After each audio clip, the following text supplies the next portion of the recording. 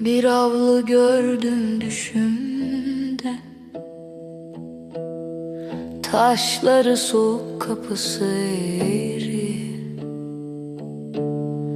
Çamaşır ipinde yorgun gölgeler, senin adın değdi içeri. Annemin bakışı gibi,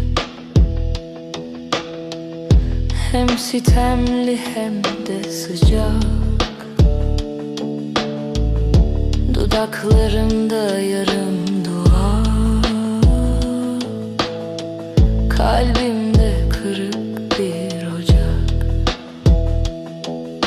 Sorma bana neden böyle, gece bile üstümde toz.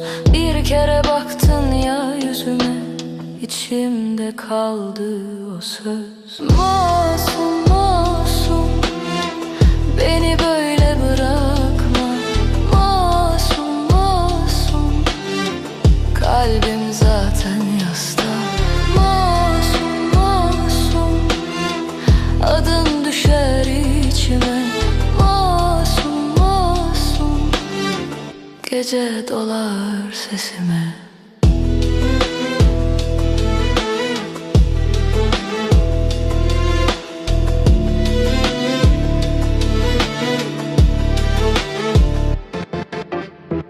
Sokaklar uzun, ben kısa. Gölge vurur saçlarıma. Bir fincan çay soğur masada. Dönersin mi rüyalarıma? Eteklerimde yol yorgunu, bir demet kuru yasemin.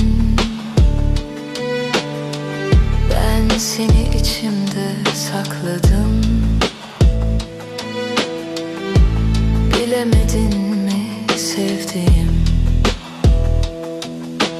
Kül gibi savrulsa da bu sevda geri gelir. Bir göz kırpışın yetti bana, dünya içime serilir. Masum masum, beni böyle bırakma. Masum masum, kalbim zaten yasta. Masum masum, adın düşer içime. Masum masum, gece dolar sesime.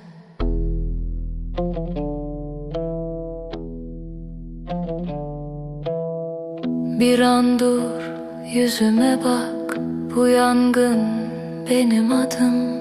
Ben suçluysan da bilirim, sen de değildin yarım.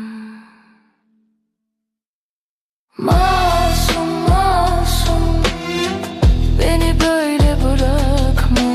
Masum masum, kalbim zaten yasta. Masum masum, adın düşer içime. Masum masum, yarın doğar adıma.